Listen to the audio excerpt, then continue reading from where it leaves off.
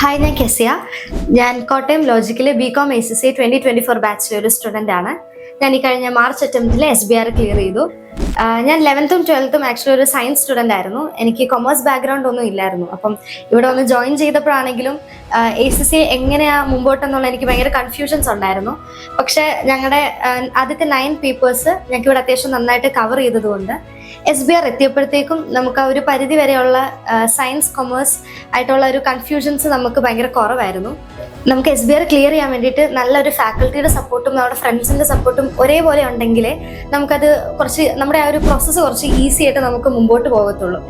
SBRനെ പറ്റി പറയാൻ ആണെങ്കിൽ SBR ഭയങ്കര വാസ്റ്റ് ആയിട്ടൊരു സബ്ജക്റ്റാണ്.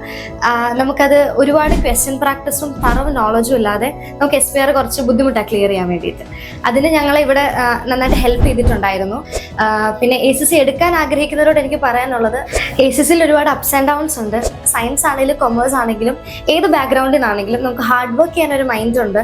കൺസിസ്റ്റൻ്റ് ആയിട്ട് വർക്ക് ചെയ്യാന്നുണ്ടെങ്കിൽ നമുക്ക് ACC ക്ലിയർ ചെയ്യാൻ പറ്റും. All the best.